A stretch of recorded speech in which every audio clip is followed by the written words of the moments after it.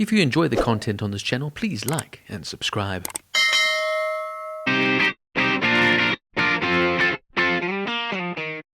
Baltimore, released as Rose's War in the United States, is a 2023 thriller film directed by Joe Lawlor and Christine Molloy. It is based on the life of Rose Dugdale, a British heiress-turned-IRA member played by Imogen Poots. Baltimore premiered at the 50th Telluride Film Festival on September 1, 2023 and was released in the United Kingdom on the 22nd of March, 2024. The story revolves around Rose Dugdale, who is a former debutante who left England to become a member of the Provisional Irish Republican Army. In April of 1974, she leads an art heist on Russborough House, the home of Sir Alfred Beit. The film title refers to the village of Baltimore in County Cork, Ireland. Just a little bit about the real Rose Dugdale. Rose Dugdale was born on the 25th of March 1941 and died on the 18th of March 2024. She was an English debutante who rebelled against her wealthy upbringing, becoming a volunteer in the militant Irish Republican organisation, the Provisional Irish Republican Army, better known as the IRA.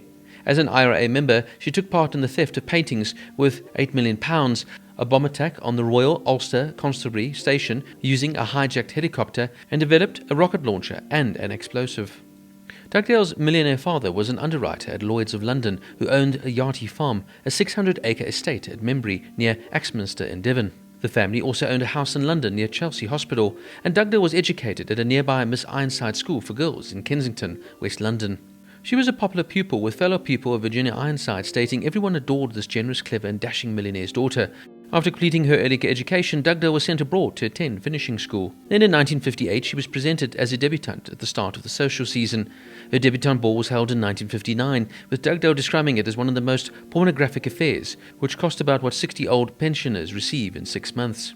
Later in 1959, Dugdale began reading philosophy, politics and economics at St Anne's College, University of Oxford. While studying there, she began what newspapers would later describe as a lunge to the left, when she and Jenny Grove, a fellow student, gatecrashed to Oxford Union wearing wigs and men's clothing in protest at the union's refusal to admit women undergraduates as members.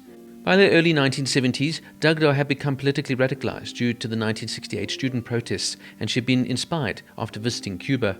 In 1972, she devoted herself to helping the poor after resigning from her job as an economist for the government, selling a house in Chelsea and moving into a flat in Tottenham with her lover, Walter Heaton. Heaton was a court-martial's former guardsman, a militant shop steward who was married with 2 daughters and had been imprisoned for several minor criminal offences, including burglary, obstructing the police and fraudulent consumption of electricity. Dugdale cashed in her share of the family syndicate at Lloyd's, estimated to be £150,000, and distributed the money to the poor people in North London. In June 1973, the couple were arrested after a burglary at Dugdale family home in Devon. Paintings and silverware valued at £82,000 were stolen, and the police believed the proceeds were destined to be sent to the IRA by Heaton. At the trial at Exeter Crown Court, Dugdale claimed to have been coerced and pleaded not guilty, and used the proceedings to publicly denounce her family and background. Her father appeared as a witness for the prosecution and was cross-examined by Dugdale, who said to him, "I love you, but I hate everything you stand for." The couple were found guilty, prompting Dugdale to address the jury saying, "In finding me guilty, you have turned me from an intellectual recalcitrant into a freedom fighter. I know no finer title." Heaton was sentenced to 6 years imprisonment, and Dugdale received 2 years suspended sentence, as the judge said he found it extremely remote that Dugdale would ever commit any further criminal acts. In the months following the trial, Dugdale travelled to Ireland and joined the IRA Active Service Unit operating along the border between Northern Ireland and the Republic of Ireland. In January 1974, Dugdale and other IRA members, including Eddie Gallagher, hijacked a helicopter in County Donegal in the Republic of Ireland. Dugdale and Gallagher used the helicopter to drop bombs in milk churns on the RUC station in Strabane, Northern Ireland, the first helicopter bombing raid in the history of the British Isles. Dugdale in later life, when asked what was the best day of her life had been, said it was the day of the Strabane attack. The bombs failed to explode, and Dugdale became wanted for questioning regarding the bombing, with her picture in police stations across Britain and Ireland. On the 26th of April 1974, Dugdale took part in a raid on Russborough House in County Wicklow, the home of Sir Alfred Beit, 2nd Baronet. Dugdale and 3 IRA members forced their way into the house and pistol-whipped Sir Alfred and his wife before tying and gagging the couple.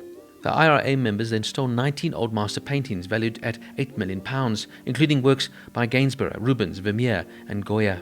The Vermeer taken was Lady writing a letter with her maid, only one of 2 Vermeers in private ownership, the other being in Buckingham Palace. The IRA members then sent a ransom note offering to exchange the stolen paintings for £500,000 and the release of Dollars and Marion Price, 2 sisters convicted of the IRA bombings, who were on hunger strike in Brixton Prison. The Gardaí, otherwise known as the Irish Police, started a nationwide hunt for the paintings, and on the 4th of May they raided a house rented by Dugdale in Lawlor, County Cork, and discovered all 19 paintings in the boot of a car. Dugdale was arrested under Section 30 of the Offences Act against the State, and the next day she was charged in retaliation to the helicopter attack and the art theft. Dugdale was pregnant with Ellie Gallagher's child when she was imprisoned on the 12th of December 1974, and she gave birth to a son, Rory.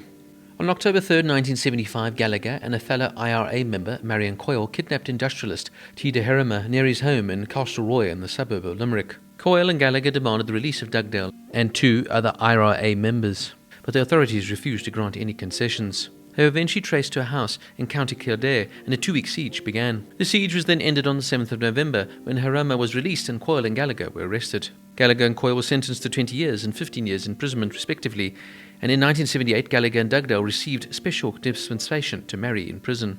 The wedding took place on the 24th of January 1978 inside Limerick Prison, and was the first wedding between 2 convicted prisoners in the history of the Republic of Ireland. Dugdale was then released from prison in October of 1980. After her release from prison, Dugdale was active in the campaign in support of protesting Irish Republican prisoners during the 1981 Irish hunger strike. From the mid-1980s to the early 2000s, she and Jim Monaghan developed homemade bombs and weapons. In 2007, she spoke out in support of the Shell to Sea campaign against the proposed construction of a high-pressure raw gas pipeline through Rossport by Shell, saying the Shell contract was invalid and needed to be renegotiated on the behalf of the people of Ireland.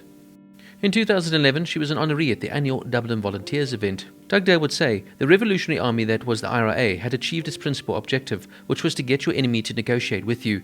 They did that with amazing skill and ability, and I cannot help respect what was done in terms of the Good Friday Agreement.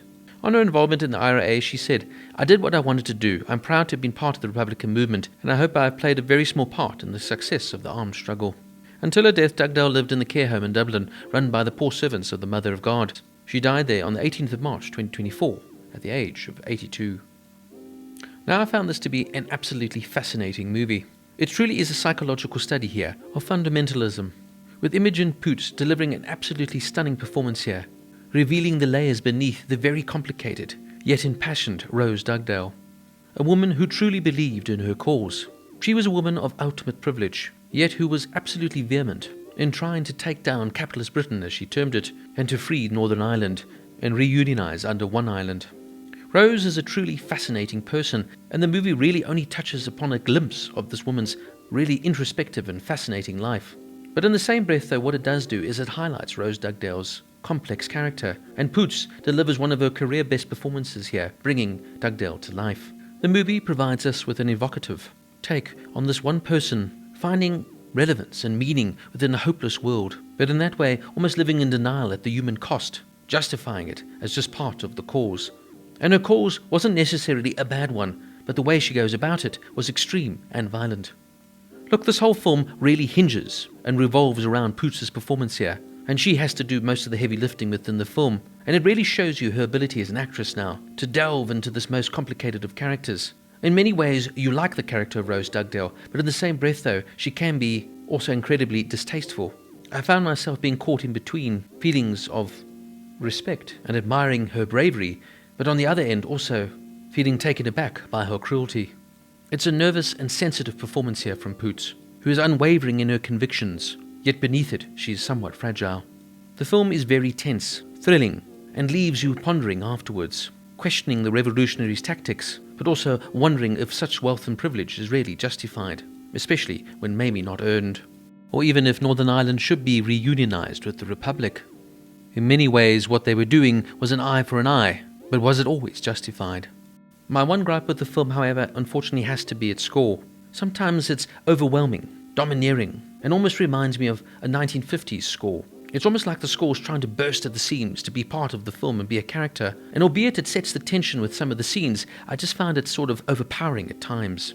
In saying that, though, this is an excellent film. Intense, dramatic, cerebral, which highlights a part of history some may not know about, a woman in history that definitely a lot wouldn't have known about, all through a fantastic, enlightening performance here from Imogen Poots. With its biting script, excellently well-paced story, and its superb performances, Baltimore is an excellent watch. Baltimore gets a 9 out of 10.